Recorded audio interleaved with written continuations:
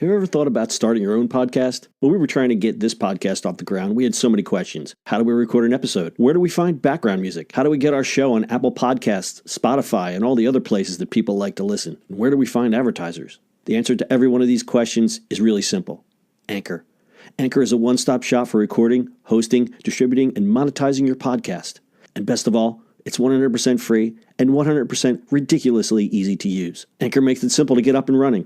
You can upload and schedule your podcasts ahead of time. It publishes to all the major podcast platforms. You can easily check your stats. I could go on, but instead, why don't you go and get started? Go to anchor.fm/start to join the e-commerce minute and a diverse community of podcasters already using Anchor. That's anchor.fm/start. We can't wait to hear your podcast. It's the e-commerce minute, your daily dose of e-commerce, tech, and retail news with your hosts Bart Mraz and John Suter. The e-commerce minute is a production of Sumo Heavy, a digital commerce consulting firm in Brooklyn, New York, and Philadelphia. Find us on the web at sumoheavy.com.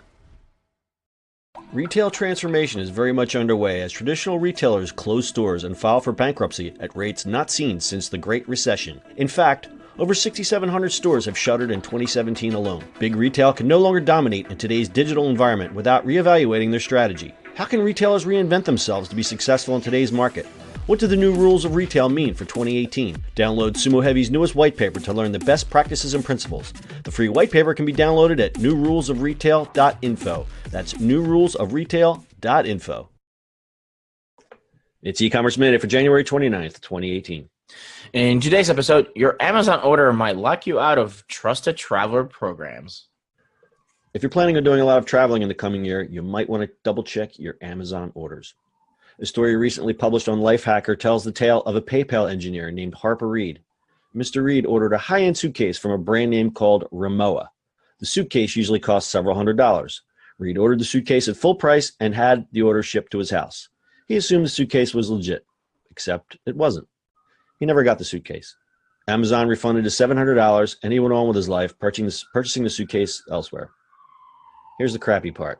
In November, Mr. Reed went to renew his Global Entry status, which is a trusted traveler program for pre-approved low-risk travelers offered by U.S. Customs and Border Protection. The paid service saves you a lot of time and aggravation at the airport. But while going through the renewal process, Reed's application was denied. He'd been flagged by the Customs Department for importing counterfeit goods. Yes, that same Rimowa suitcase that you never received was counterfeit. Apparently, even innocently ordering counterfeit goods can get you flagged. You can appeal, but the process takes months. It's not exactly clear exactly what occurred, but according to Lifehacker, Customs probably intercepted the shipment of the counterfeit bag as soon as it arrived. Then Rimowa was sent a seizure notice with the names of the importer and exporter who were breaking the law. Meanwhile, Reed was refunded for the bag and carried on none the wiser.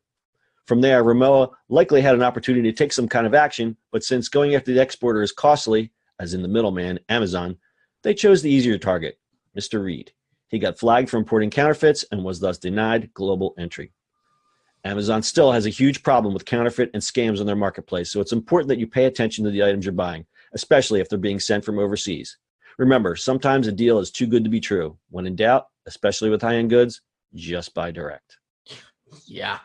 Yikes. That sucks. Yikes. Because the crazy thing is, like, he didn't even know that this was going on. Like, he Yeah. got banned. That's the crazy part. That's frightening. That's absolutely frightening. Yeah.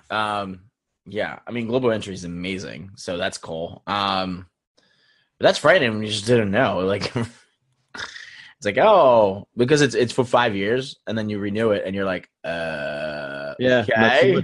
not so much, buddy. And who knows what other kind of list he's been put on because of that. Right. Right? It's if he's on a customs and border protection list, his name is now probably floating around in a couple other lists.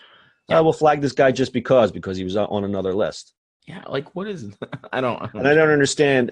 And well, I guess I understand. The company was just lazy, and they just they threw him to the dogs instead of going after Amazon.